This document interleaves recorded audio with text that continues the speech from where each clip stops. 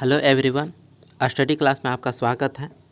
हम आज पार्ट 2 का लेसन पढ़ेंगे, प्राणियों में पोषण। इंग्लिश में बोलेंगे एनिमल न्यूट्रिशन।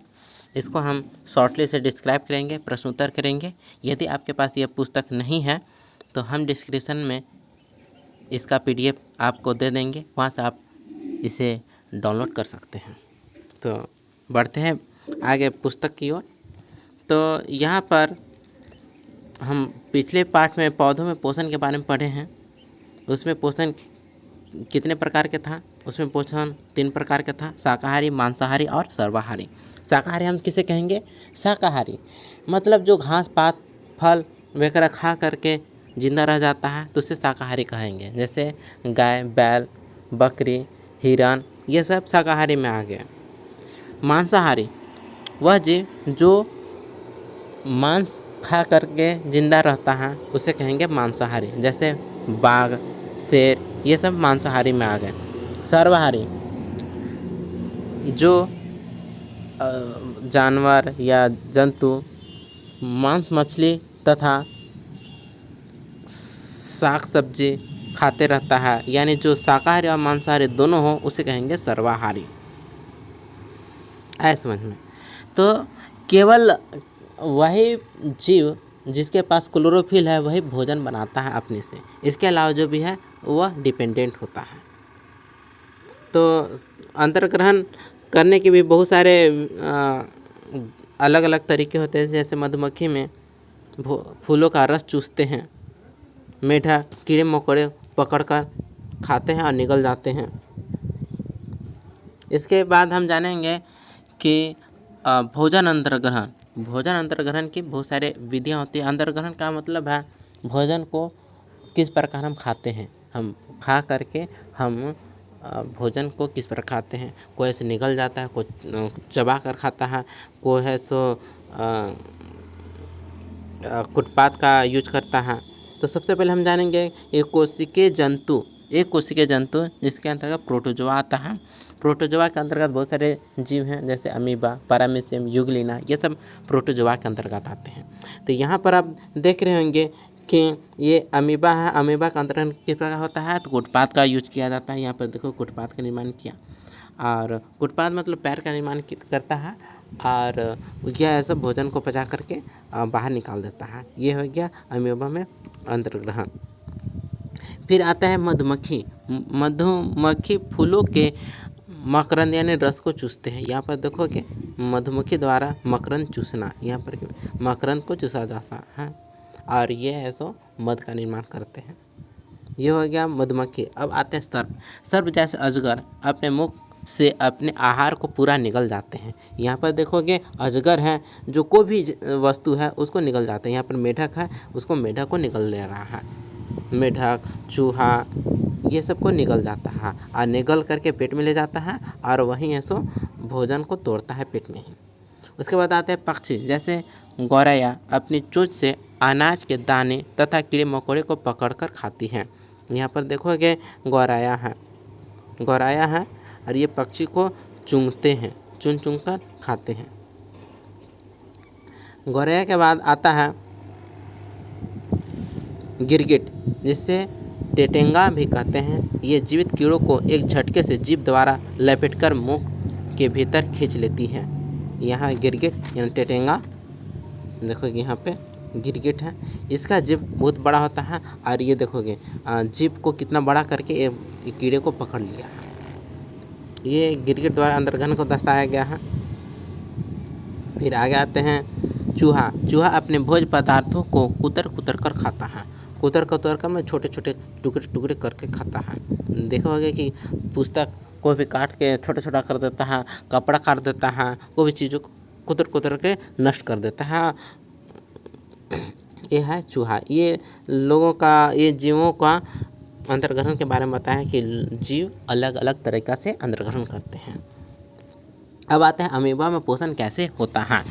तो अमीबा में पोषण सबसे पहले ये अंतर्ग्रहण करते हैं भोजन को कुटपात के द्वारा। कुटपात से ये भोजन को अंतर्ग्रहण करते हैं। यहाँ पर देखोगे फिगर है, यहाँ बीच में नाभिक है, ये खाद्य पदार्थ है। जब खाद्य पदार्थ को देखता है तो जान जाता है कि यहाँ आगे खाना है।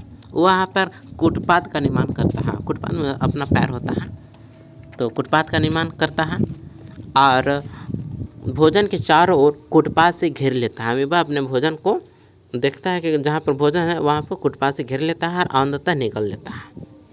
और भोजन निकलने के बाद यहाँ पर देखो कुटपाथ से अंदर भोजन कर लिया और यहाँ पे खाद्य कण है, खाद्य रसधानी, यहाँ पर खाद्य रसधानी यानी फूड वैक्यूल्स निकलने लगता है और ये पाचक रस भोजन को सरल पदार्थों में बदल देता है। और जो यहाँ पर देखो कि पच गया है भोजन और पचने के बाद जो अनावश्यक पदार्थ है, पचा हुआ पदार्थ अवशोषित हो जाता है, मैंने शरीर ग्रहण कर लेता है। अवशोषित मतलब शरीर ग्रहण कर लेता है। जबकि बिना पचा अपशिष्ट पदार्थ, खाद्य पदार्थ रसधानी द्वारा बाहर निकाल दिया जाता है। तो खाद्य धानी द्वारा बाहर निकल जाता है। तो ये हमने देखा अमीबा में पोषण किस प्रकार होता है। अब हम जानेंगे कि हाइड्रा यहाँ पर देखो कि हाइड्रा है, ये बहुकोषीय होता है और इसमें 5 टेंट्रिकल होता है और इसके बीच में मुंह होता है। टेंट्रिकल के बीच में मुंह होता है और यही मुंह से भोजन को ग्रहण करता है और इसी मुंह से भोजन को बाहर निकाल देता है। इसमें ये कमाल का चीज़ है, मतलब एक ही मुँह से खाना खाओ, उसी से लैट्रिन कर दो। आदमी रहेगा तो उल्टी कर देगा, ठीक है। जैसे मनुष्य है तो ग्रहण करता है मुंह से और लेकिन बाहर निकालता है गुद्दा द्वारा। लेकिन ये हाइड्रा ऐसा जीव है जो एक ही रास्ते से भोजन भी ग्रहण करता है, एक ही रास्ते से अवशिष्ट पदार्थों को बाहर निकाल देता है। हाइड्रा का कमाल है। अभी हमने अमीबा और हाइड्रा के बारे में जाने, अब हम मनुष्य के पाचन कैसे होता है इसके बारे में हम जानेंगे। तो इनमें कौन कौन सा अंग होता है, मनुष्यों में पाचन में कौन कौन सा अंग होता है, किस प्रकार भोजन पचता है, ये हम जानेंगे। यहाँ पर देखोगे मनुष्य सबसे पहले मुख गुहा से भोजन ग्रहण करता है। यहाँ देखो ये है मुख से ग्रहण कर लो मुख मतलब मुँह से ग्रहण कर लिया। उसके बाद ग्रसनी आता है, यह ग्रास नली ग्रसनी है, यह है ग्रसिका है। इसके बाद भोजन जाता है ग्रसिका के द्वारा आगे बढ़ेगा। फिर अमाशय में पहुंचता है। अमाशय के बाद यहाँ देखो ये अमाशय का अगल देखिए यकृत है, पित्ताशय है, पित्ताशय से पित्त निकलता है। यकृत सबसे बड़ा ग्रंथि होता है। इससे ग्रहणी से होते हुए ये छोटी आंत हो गया। देखो छोटी आंत है, छोटी आंत बीच में होता है। उसके बाद बड़ी आंत छोटी आंत के बाहर में होता है। उसके बाद बड़ी आंत से होते हुए बड़ी आंत को कहते हैं लार्ज इंटेस्टाइन, छोटी आंत को स्मॉल इंटेस्टाइन। तो शुरुआत में भोजन छोटी आंत में आता है, उसके बाद बड़ी आंत में गया, उसके बाद मलाशय से होते हुए यहाँ देखो मलाशय है, मलाशय से होते हुए गुदा के द्वारा बाहर निकल जाता है। ये हो गया आहार नाल। क्या हो गया? आहार नाल। तो मानव में पाचन के सभी अंग यही हैं। और आहारनाल के अलावा और क्या कहता है? पाचक ग्रंथियाँ, मैंने भोजन को पचाने के लिए एंजाइम निकलता है, तो पाचक ग्रंथियाँ पाचन क्रिया मिल करके अब पाचन तंत्र का निर्माण करते हैं। तो ये हमने मानव के पाचन तंत्र के बारे में पढ़ा है और ये फिगर है बहुत इंपॉर्टेंट है, इसको याद रखिएगा।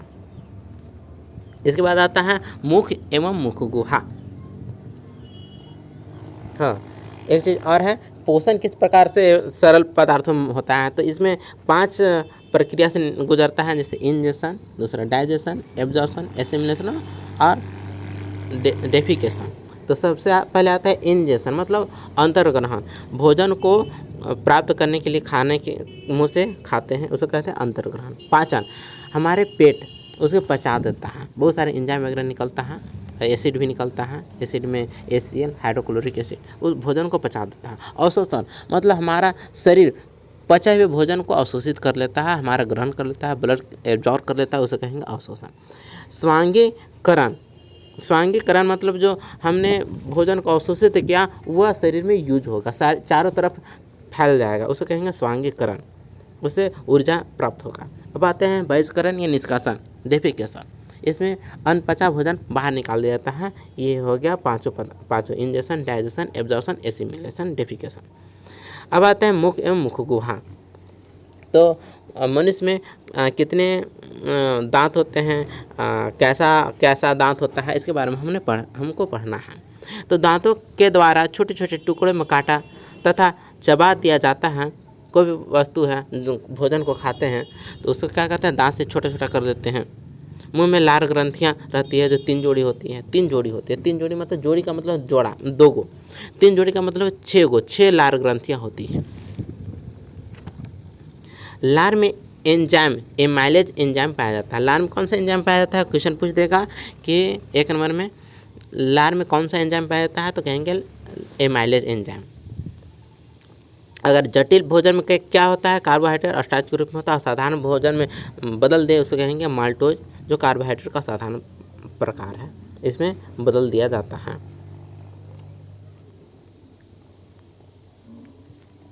अब आते हैं दांतों के कार्य, संख्या एवं प्रकार। तो दांत कितने प्रकार के होते हैं, इसकी संख्या क्या है और इसका कार्य क्या है, तो ये सभी हम जानेंगे और समझेंगे। और ये इम्पोर्टेंट भी है, क्वेश्चन में भी पूछा जाता है। तो मनुष्य के दांत 4 प्रकार के होते हैं। पहला है कृतंक या इंसिजर, दूसरा है रदनक या कनाइन, तीसरा है प्रीमोलर या अग्रचवर्णक, चौथा है मोलर्स चवर्णक। इंसिजर, कनाइन, प्रीमोलर, मोलर, इस प्रकार याद कर सकते हैं। तो इसके चारों प्रकार के नाम याद कर लिए और इसका कार्य भी याद करेंगे। तो इंसिजर, सबसे पहले आते हैं इंसिजर। तो ये पकड़ने वाले दांत हैं। पकड़ने तथा काटने के लिए इसका यूज होता है कृंतक यानी इंसिजर का। इनकी कुल संख्या 8 है। उसके बाद आता है कनाइन, रदनक। कनाइन, यह दांत चीरने एवं फाड़ने के लिए यूज होता है। इनकी कुल संख्या 4 है। तीसरा है अग्रचवर्णक, जिसे कहेंगे प्रीमोलर। यह दांत चबाने एवं पीसने के लिए यूज में आता है। इनकी कुल संख्या 8 है। चौथा है चवर्णक या मोलर। इस दांत का यूज चबाने एवं कुचलने के लिए होता है। इनकी कुल संख्या 12 है। तो ये क्वेश्चन पूछा जाता है, आपको याद रखना पड़ेगा। Incisor, canine, premolar, molar. तो यहाँ पर देखो कि जो सामने का दांत होता है रदनक, सामने को है वह हो गया कृतंक या इंसिजर। उसके बगल वाला होता है रदनक यानी कनाइन, उसके बगल वाला होता है प्रीमोलर और सबसे लास्ट में होता है मोलर। इस प्रकार दांत को से हम याद कर सकते हैं।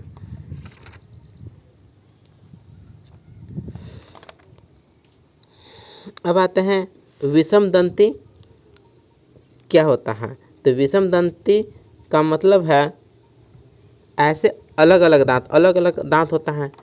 जैसे इंसिजर, कनाइन, प्रीमोलर, मोलर 4 प्रकार दांत होता है मनुष्य में। तो इस प्रकार अलग अलग दांत को कहेंगे विषम दंती यानी हेट्रोडोंट।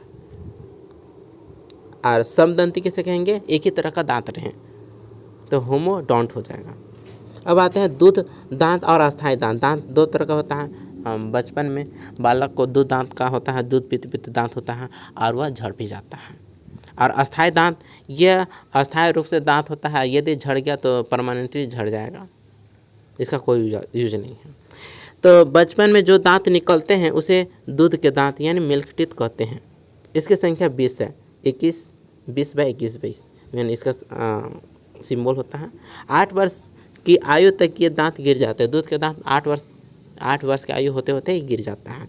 जबकि अस्थायी दांत हैं, इनकी संख्या 32 होती है, जो ऊपरी जबड़े में 16 और निचले जबड़े में 16, ऊपर में 16 और नीचे में 16, ये 32 होते हैं।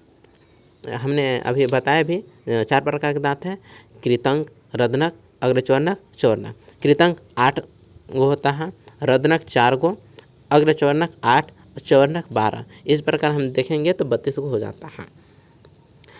वृद्धावस्था में यह प्रायः गिरने लगते हैं। यह परमानेंट टीथ हैं। अब हम कहेंगे कि द्विदंती किसे कहेंगे? इंग्लिश में कहेंगे डायफियोडोंट। डायफियोडोंट क्या है? मनुष्य के जीवन काल में दांत 2 बार निकलते हैं। इस प्रकार की अवस्था को कहेंगे द्विदंती। द्विदंती कहेंगे। आगे यहाँ एक प्रयोग में दिखाया गया है कि आयोडीन विलय जल उबला चावल, उबला एवं चावल, इस प्रकार से परखनली ए और बी दर्शाया गया है। तो यहाँ पर बताया गया है कि परखनली ए में स्थित स्टार्च से आयोडीन प्रतिक्रिया कर उसे नीला रंग में परिवर्तित करता है। तो आयोडीन प्रतिक्रिया करता है तो नीला रंग बदल देता है। उबले चावल को चबाने पर मुख में स्थित लाल स्टार्च को शर्करा में परिवर्तित कर देता है। शर्करा आयोडीन से प्रतिक्रिया नहीं करती, जिस कारण परखनली बी का रंग परिवर्तित नहीं हुआ। ये प्रयोग करके दर्शाया गया है। अब हम जानेंगे दंत क्षय यानी टूथ डिके से क्या है और इसे हम कैसे सावधान रहेंगे।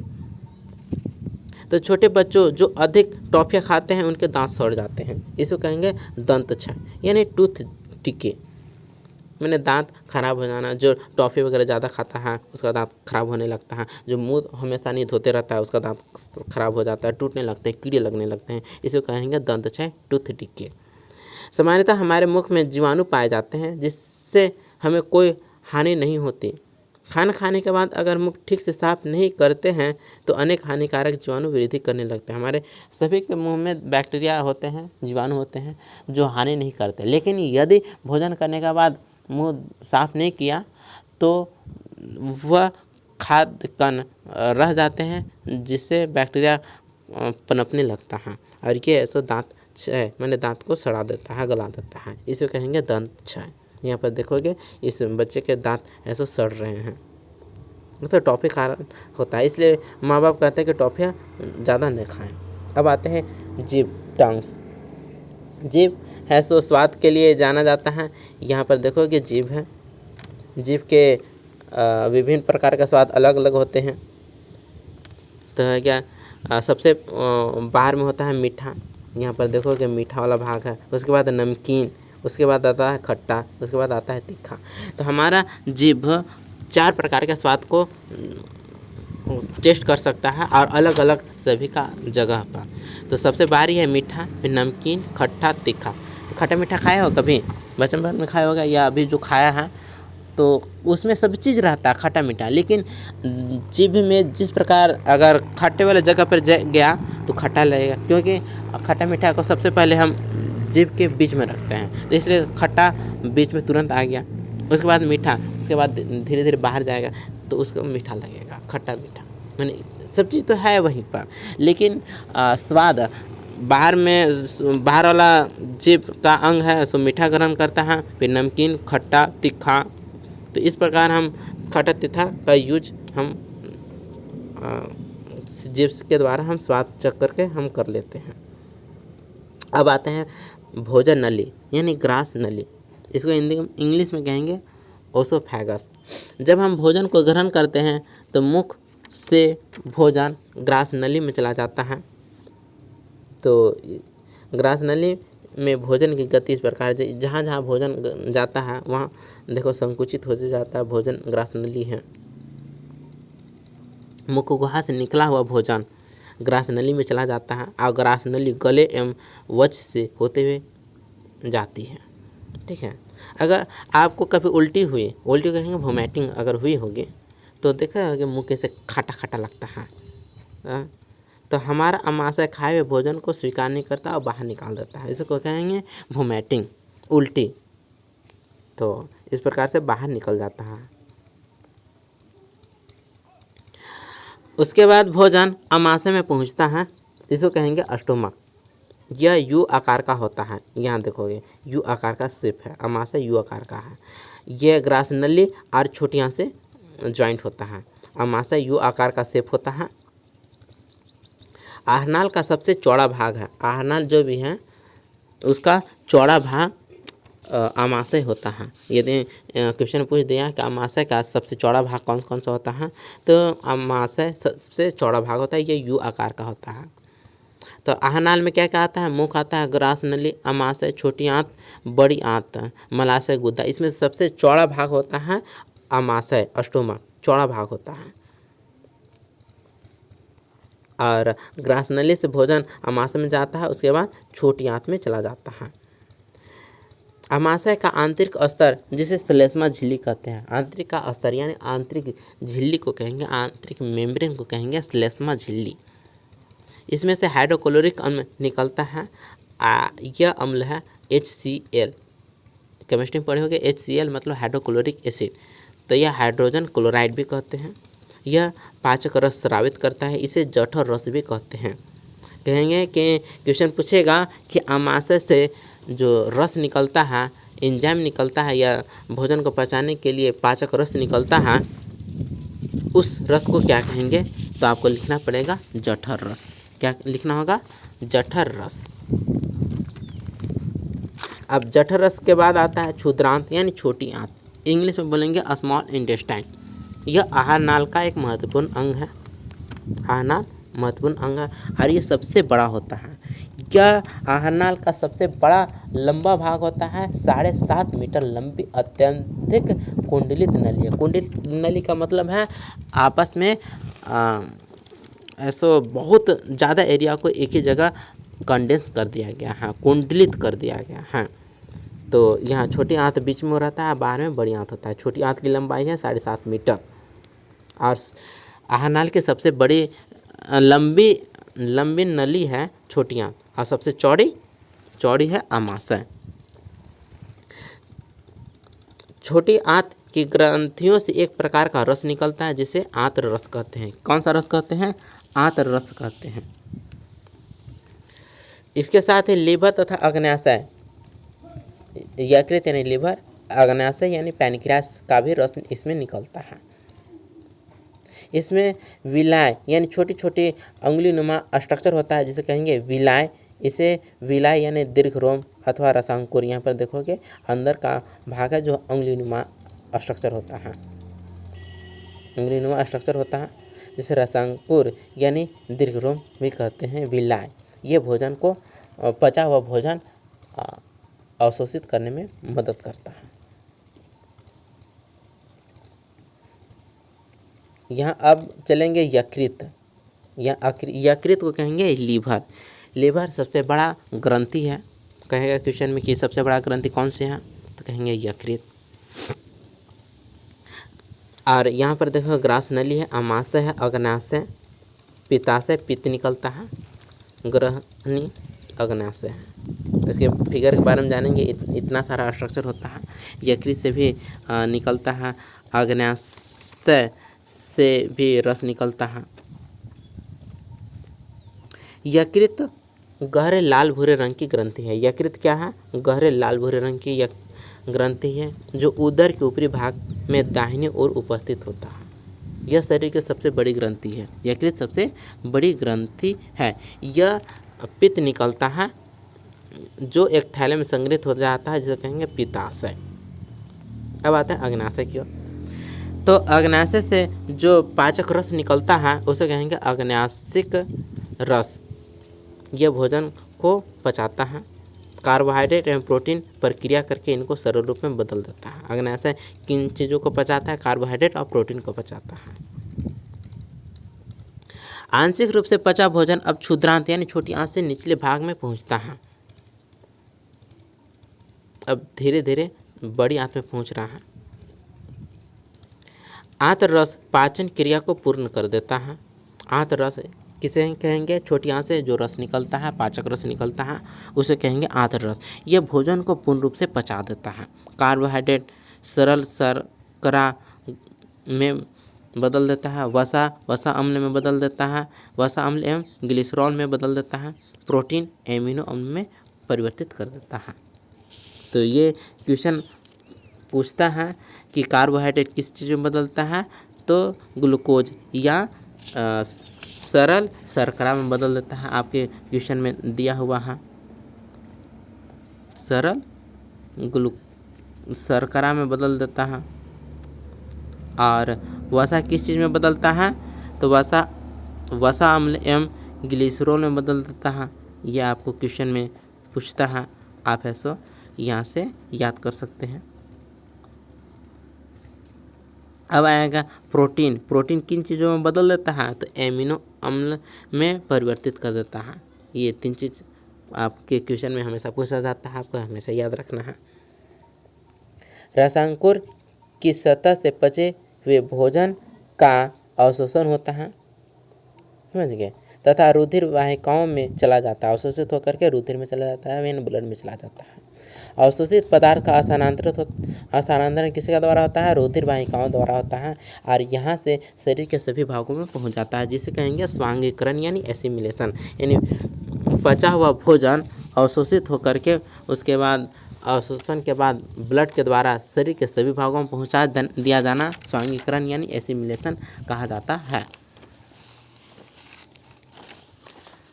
अब आवश्यकता अनुसार इसका इस्तेमाल होता है, जैसे एमिनो अम्ल से आवश्यकता अनुसार प्रोटीन बनता है, इस प्रकार से बनता है।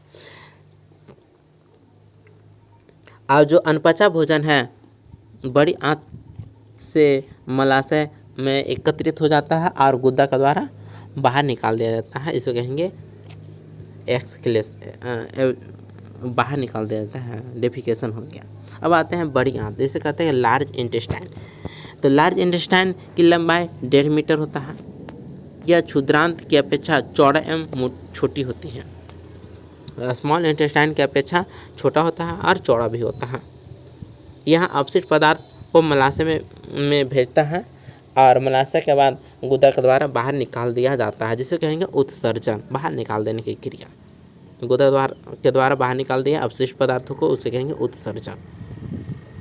ये हमने मनुष्य के बारे में पढ़ा कि मानव के पाचन तंत्र के कौन कौन से अंग हुए। तो पाचन अंग में आए मुख, जहाँ से भोजन को छोटा छोटा किया जाता है। उसके बाद आता है ग्रासनली से अमाशय में पहुँचता है। उसके बाद छोटी आंत से होते हुए बड़ी आंत में पहुँच जाता है। बड़ी आंत में मलाशय एवं गुदा के द्वारा बाहर निकाल दिया जाता है। और आहार नाल, पाचक ग्रंथियाँ एवं पाचक क्रिया मिलकर मानव पाचन तंत्र का निर्माण करते हैं। घास खाने वाले जंतुओं में पाचन, घास जो जीव जंतु खाते हैं उसे पाचन किस प्रकार से होता है, इसके बारे में हमको पढ़ना है। तो यहाँ पर देखो कि यहाँ पर जो गाय हैं जुगाली करते हैं, यानी भोजन को लगातार चबाते रहते हैं। भोजन करने के बाद एक पेट में इकट्ठा कर लिया, उसको बार बार ऐसे मुँह में लाता है और जुगाली करता है, यानी लगातार चबाते रहता है, इसको कहते हैं जुगाली करना। घास खाने वाले जीवों का आमाशय विशेष प्रकार का होता है, जो 4 कक्षों में विभाजित होते हैं। 4 कक्ष होता है। पहला कक्ष होता है रुमेन। यह आमाशय प्रथम आमाशय कहलाता है। रुमेन या प्रथम आमाशय भोजन को ग्रहण किया, उसके बाद भोजन को रुमेन से दोबारा मुंह तक लाता है और उसको चबा चबा करके दूसरे तक पहुंचाता है, दूसरे पेट तक, मतलब जुगाल करता है, कट करता है, ठीक है। और इस प्रकार के इस प्रक्रम को रोमंथ यानी जुगाली करना कहते हैं। जो जुगाली करते रहता है हमेशा मुँह चबाते रहेगा और पचा हुआ आंशिक भोजन को दोबारा पचाएगा, उसे कहेंगे जुगाली करना। और जुगाल करके दूसरा कक्ष में भेज देता है, आमाशय के दूसरा कक्ष में भेज देता है, जिसको कहेंगे रेटिकुलम। तीसरा कक्ष होता है ओमेसन और चौथा कक्ष होता है एबोमेसम। तो यहाँ पर 4 कक्ष है। पहला कक्ष हो गया रुमेन, दूसरा हो गया रेटिकुलम, तीसरा ओमेसन, चौथा हो गया एबोमेसम। इस प्रकार जंतुओं में यानी गाय बैल में 4 कक्ष होते हैं, ये याद रखना पड़ेगा।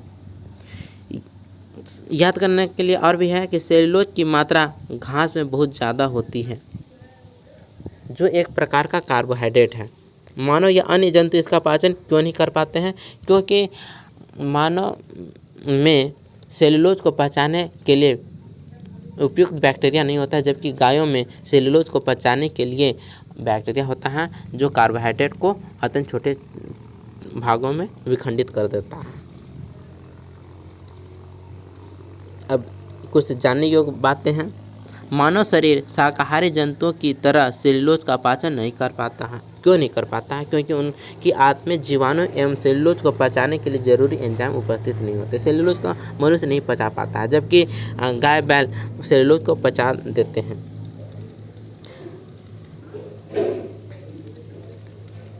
नेक्स्ट हम चलते हैं पोषण का परिवहन एवं श्वसन तंत्र से संबंध। पोषण का परिवहन किस प्रकार होता है और श्वसन तंत्र से संबंध किस प्रकार से होता है। मानो कि ये तीनों प्रणाली एक दूसरे के साथ परस्पर मिलकर कार्य करते हैं। पोषण, परिवहन एवं श्वसन तंत्र, ये तीनों परिवहन एक साथ मिलकर काम करते हैं। कोशिका तक ऊर्जा पहुंचने के लिए पोषक तत्व जो हम अपने भोजन में ग्रहण करते हैं वे जटिल रूप से सरल रूप में पाचन तंत्र द्वारा परिवर्तित होते हैं। ये क्षुद्रांत यानी छोटी आंत द्वारा अवशोषित होते हैं और रक्त तक पहुंच जाते हैं। अवशोषित होते हैं किसे? रक्त द्वारा, उसके बाद पहुंचा दिए जाते हैं शरीर के सभी भागों में। और जो पचा हुआ भोजन है वो शरीर के सभी भागों तक पहुंच गया है और वहाँ जो आवश्यक चीज़ है उसको ऊर्जा के रूप में यूज करते हैं। इसके आगे हमने क्या क्या सीखा इसके बारे में है। तो जंतुओं में भोजन करने की विभिन्न विधियाँ होती हैं। भोजन करने की विभिन्न विधियाँ हैं, कोई निकल कर खा रहा है, कोई चबा करके, कोई ऐसे कुट कुट करके खा रहा है। अमीबा में भोजन अंतर्ग्रहण से उत्सर्जन तक सभी क्रियाएं एक कोशिका द्वारा संपन्न होता है, एक ही कोशिका के द्वारा हो जाता है। बहुकोशिकीय जीव मानव में पोषण एवं पाचन तंत्र की जटिल प्रक्रिया होती है।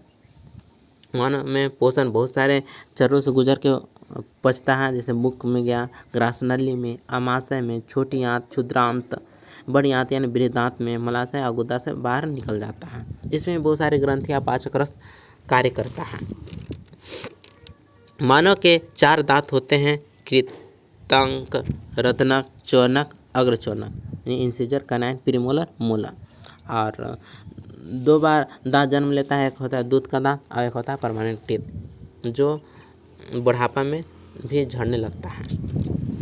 जीभ में स्वाद के लिए विभिन्न स्वाद कलिकाएँ होती हैं। स्वाद कलिकाएँ के कारण हम स्वाद को जान पाते हैं कि खट्टा है, मीठा है, तीता है, कड़वा है। आमाशय में पाचक रसों की सहायता से कार्बोहाइड्रेट, वसा एवं प्रोटीन सरल पदार्थों में विघटित होता है। तो किसके द्वारा विघटित होता है? हमारे सरल भागों में होता है, जटिल से सरल भागों में पाचक रस के द्वारा। छोटी आंत में खाद्य पदार्थों का पाचन एवं पोषण तत्वों का अवशोषण होता है। मैंने छोटी आंत में खाद्य पदार्थ का संपूर्ण पाचन हो जाता है और वहाँ पर अवशोषण भी होता है। बड़ी आंत में जल का अवशोषण होता है। अगर जल का अवशोषण कहें तो बड़ी आंत में, और भोजन का अवशोषण कहें तो छोटी आंत में। घास खाने वाले जंतु रोमंथी कहलाते हैं। क्वेश्चन पूछेगा कि रोमंथी किसे कहते हैं, तो आपको बताना पड़ेगा कि घास खाने वाले जंतु रोमंथी कहलाते हैं।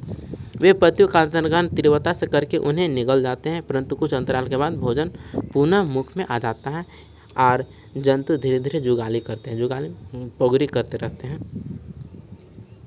इसमें 4 आमाशय होते हैं, पढ़ चुके हैं।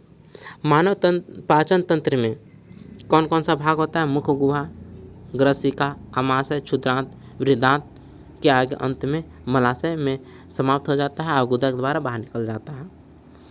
मनुष्य पाचन तंत्र में मुख्य पाचक रस स्रावित करने वाले मुख्य ग्रंथियां हैं लाला ग्रंथि, यकृत, अग्न्याशय।